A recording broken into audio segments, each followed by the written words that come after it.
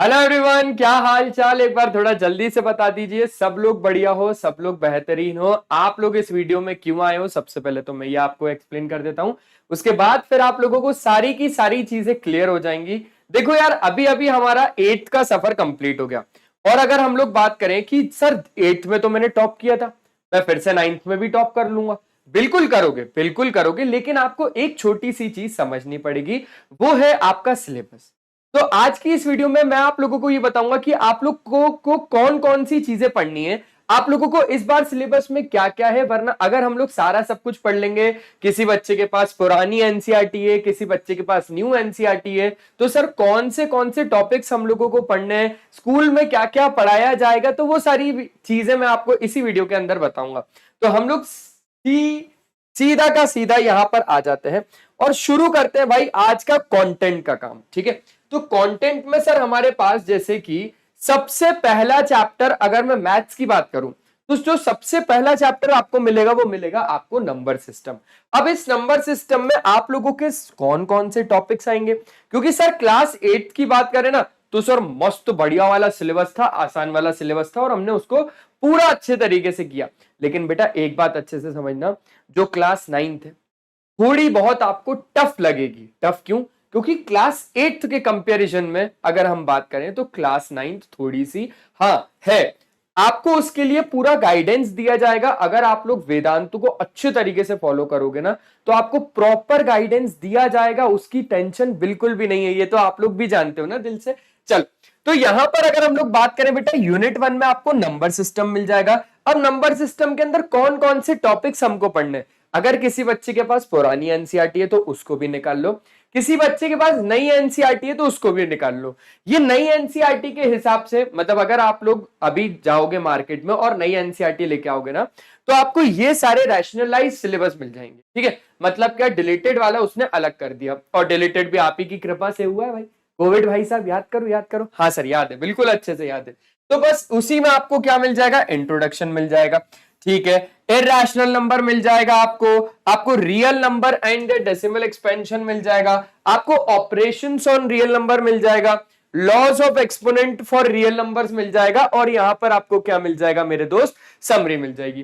तो यहां पर ये सारी चीजों को आपको पढ़ना है chapter number 1, that is your number system में। अब यहां पर ना कुछ कुछ डिलीटेड टॉपिक्स भी थे, तो वो डिलीटेड ही हो गए हैं, तो उसको मैंने यहां पर नहीं लिखा कि क्या डिलीट कर दिया है क्या नहीं किया है। अगर नई एनसीईआरटी के हिसाब से तो बेस्ट है, पुरानी एनसीईआरटी के हिसाब से बस इन टॉपिक्स को मार्क कर लो, ये हम लोगों को पढ़ना है। फिर अगर हम लोग बेटा बात करें तो पॉलिनोमियल्स के अंदर क्या क्या पढ़ना है सर, तो भैया इंट्रोडक्शन की बात कर लेंगे, पॉलिनोमियल्स इन वन वेरिएबल की बात करेंगे, zero of a polynomial, factorisation of polynomials, algebraic identities और समरी। सर एल्जेब्रिक आइडेंटिटीज मैंने 8th में पढ़ा है, बिल्कुल जो आप लोगों ने 8th में पढ़ा होगा, सिंपल सी बात है, थोड़ा बहुत उसका इस्तेमाल तो 9th में भी होगा, और जो 9th में पढ़ोगे उसका इस्तेमाल 10th में होगा, और जो 10th में पढ़ोगे फिर तो समझ गए सर 11th 12th 13 14 15 16 17 कॉलेज भी ऐसे ही कर रहे हैं। ठीक है, तो ये सारी चीजें आप लोगों को आ गई होंगी, है ना। चलिए बहुत शानदार। अब बेटा अगर हम बात करें कोऑर्डिनेट ज्योमेट्री, जो कि एक बहुत ही ज्यादा आसान सा चैप्टर है, इसमें कुछ नहीं पढ़ना, बस इंट्रोडक्शन, कार्टेशियन सिस्टम और समरी, बस खत्म। ठीक है, चलिए आगे की बात करते हैं, लीनियर इक्वेशंस इन टू वेरिएबल। अभी छोटी क्लासेस में आप लोगों ने linear equation in one variable पढ़ा होगा, है ना, फिर आप लोगों ने linear equation in two variables यहां पर पढ़ लोगे। तो introduction, linear equations, solution of a linear equation और समरी। एक बात समझ के चलना, ये क्लास 10th के हिसाब से अगर हम लोग बात करें तो क्लास 9th का ये छोटा भाई है। ये छोटा भाई क्यों? क्योंकि लीनियर इक्वेशंस इन टू वेरिएबल आपको 9th में मिलेगा, और इसका बड़ा भाई आपको 10th में मिलेगा, जो कि है pair of linear equations in two variable. ठीक है, तो छोटे भाई को अच्छे से पढ़ना ताकि बड़े भाई को हम लोग समझ पाए।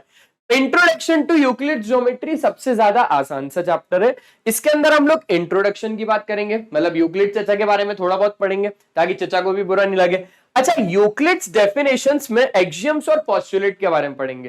देखो यार दोस्त, एक्सियम्स होते हैं और पोस्टुलेट्स होते हैं, 7 एक्सियम्स याद करने पड़ेंगे, पोस्टुलेट्स 5 याद करने पड़ेंगे। सर मतलब रेक्टिफिकेशन, किशोर सर मैं आपकी वीडियो अभी डिसलाइक कर रहा हूं। मैंने बोला ठीक है भाई, पूरी बात सुनते नहीं हो, फिर उसके बाद बोलते हो कि ऐसा हो गया वैसा हो गया। भाई यहां पर आपको रटना नहीं है, आपको समझाऊंगा मैं उस तरीके से कि आप तो खुद ही याद हो जाओगे। खुद ही याद हो जाएगा आपको और आप मेरे फैन पक्का हो जाओगे, पक्का पक्का पक्का। वो तो सर हम अभी भी हैं। चलो ठीक है, बढ़िया। तो यहां पर अगर हम लोग बात करें, अब जो क्लास 9th है उसकी रीढ़ की हड्डी शुरू हो गई भाई। मतलब जैसे हमारी जो मेन पार्ट होता है ना भाई, अपन कहते हैं कि रीढ़ की हड्डी अगर नहीं होगी तो इंसान तो ऐसे ऐसे ऐसे ऐसे ऐसे, ऐसे हो जाएगा। लेकिन हाँ, अगर हम लोग पूरी क्लास 9th की रीढ़ की हड्डी की बात करें ना, तो यहां से शुरू हो जाता है। अब कहां तक जाएगा वो भी बताता हूं। लाइन्स एंड एंगल्स में इंट्रोडक्शन, बेसिक टर्म्स और डेफिनेशन। बेटा देखो, अगर आप लोग लाइन्स एंड एंगल्स मुझसे पढ़ोगे ना, मैं आपको वादा करता हूं पूरे यूट्यूब के अंदर आप वो वीडियो निकाल लेना जो आप लोगों को बोले कि भैया लाइन्स एंड एंगल्स ऐसा है, लाइन्स एंड एंगल वैसा है। यहां पर लाइन्स एंड एंगल्स में इतनी बढ़िया तरीके से, इतना मतलब समझ रहे हो, यहां से लेकर देखेंगे और यहां तक पे देख लेंगे, बिल्कुल एकदम बेसिक से कि लाइन क्या होती है, एंगल्स क्या होते हैं, और भैया बहुत ज्यादा अच्छे से लाइन सेगमेंट क्या होती है, रे क्या होता है, अच्छे से पढ़ेंगे, टेंशन नहीं लेने का। तो अभी ही इस चैनल को सब्सक्राइब कर लो और इस वीडियो को जल्दी से जल्दी, अभी तक लाइक नहीं किया गलत है। Intersecting lines and non intersecting lines के बारे में समझेंगे, पेयर ऑफ एंगल्स के बारे में समझेंगे, lines parallel to the same line के बारे में समझेंगे और समरी की बात कर लेंगे। ठीक है, इसके बाद अगर हम लोग बात करें बेटा यूनिट 7 ट्रायंगल्स, ये भी बहुत ज्यादा इंपॉर्टेंट चैप्टर है। आसान है, बहुत ज्यादा इंपॉर्टेंट चैप्टर है। देखो ये ना ज्योमेट्री का चैप्टर है और ज्योमेट्री आपसे मांगता है टाइम, मेहनत और ज्यादा से ज्यादा क्वेश्चन। क्या बोला मैंने? ये मांगता है आपसे टाइम, थोड़ा सा टाइम लगेगा, मेहनत कंसिस्टेंसी बना के रखनी पड़ेगी, ज्योमेट्री में मेन बना के रखनी पड़ेगी, और ज्यादा से ज्यादा क्वेश्चंस जितनी वैरायटी के कर लोगे ना, जितनी वैरायटी के कर लोगे ना, मैं आपसे वादा करता हूं आपका एक भी नंबर नहीं कट सकता ज्योमेट्री में। लेकिन आपको क्वेश्चंस लगाने पड़ेंगे और मैं आपको वादा करता हूं ये चीज कि नंबर ऑफ क्वेश्चंस मेरे पास है, इतने सारे क्वेश्चंस हैं जो एग्जाम में आएंगे, जो एग्जाम में नहीं आएंगे, लेकिन वो करने जरूरी रहेंगे क्योंकि क्लास 10th में आएंगे। क्लास 10th का कहीं ना कहीं कंसेप्ट क्लास 9 से जुड़ा हुआ है। क्लास 10th में अगर आपको अच्छा करना है ना, तो क्लास 9 से सारे के सारे कंसेप्ट को क्लियर करके चलना पड़ेगा दोस्त। हमारी शुरुआत अभी हुई है, हम अगर अच्छे तरीके से करेंगे तो बेहतर कर पाएंगे। ठीक है, चलिए, तो यहां पर इंट्रोडक्शन के साथ साथ कॉन्ग्रुएंस ऑफ ट्रायंगल्स और criteria for congruence of triangle, some property of a triangle, some more criteria for congruence of triangle, और फिर इसके बाद बात कर लेंगे हम लोग समरी की। अगर मैं क्वाड्रिलेटरल की बात करूं, यह भी बहुत ही ज्यादा इंपॉर्टेंट चैप्टर है। अभी कौन कौन से देखे ज्योमेट्री में? लाइन्स एंड एंगल्स, ट्रायंगल्स और एक क्वाड्रिलेटरल। ये भी काफी बच्चों को मुश्किल लगता है पर बहुत ज्यादा आसान है। क्या क्या है इसमें टॉपिक्स? प्रॉपर्टीज पैरेललोग्राम की, मिड पॉइंट थ्योरम और समरी। देखो इसके बाद ना एक और चैप्टर था जिसका नाम था areas of parallelogram and triangles, तो वो अब आपका डिलीट हो चुका है। ठीक है, तो उसको नहीं पढ़ना है हमें। और फिर बात कर लेते हैं सर्कल्स की। तो सर्कल में कुछ चीजें हैं जैसे angle subtended by chord at a point. बेटा ये भी बहुत ज्यादा इंपॉर्टेंट चैप्टर है, आसान है। अगर पूरे के पूरे कंसेप्ट, पूरी की पूरी थ्योरम्स अच्छे से याद है तो कोई भी आपके क्वेश्चंस में नंबर नहीं काट सकता। थ्योरम्स कंसेप्ट अगर स्ट्रांग है तो बहुत ज्यादा अच्छा आप लोग कर सकते हो। ठीक है, चलो, perpendicular from the centre to a chord, equal chord and the distance from the centre, angle subtended by an arc of a circle और साइक्लिक क्वाड्रिलेटरल व समरी। तो ये सारे टॉपिक्स हम लोगों को क्लास 9th में मैथ्स के अंदर पढ़ना है, सर्कल्स की अगर हम लोग बात कर रहे हैं तो। ठीक है सर, इसके बाद अरे हीरोइन जी का फॉर्मूला, हीरोन्स फॉर्मूला। तो हीरोन चचा ने एक फॉर्मूला दिया है, root of S, S minus A, S minus B, S minus C, इसी पर पूरा चैप्टर है बस। तो यहां पर एरिया ऑफ ट्रायंगल की बात कर लेंगे, हीरोन्स फॉर्मूला, बस ये चैप्टर खत्म हो गया। इसमें 2 एक्सरसाइज थी पर आपकी कृपा और कोविड के कारण एक एक्सरसाइज हो गई खत्म, तो यहां पर एक ही एक्सरसाइज बची है, एक ही टॉपिक बचा हुआ, उसको करना है।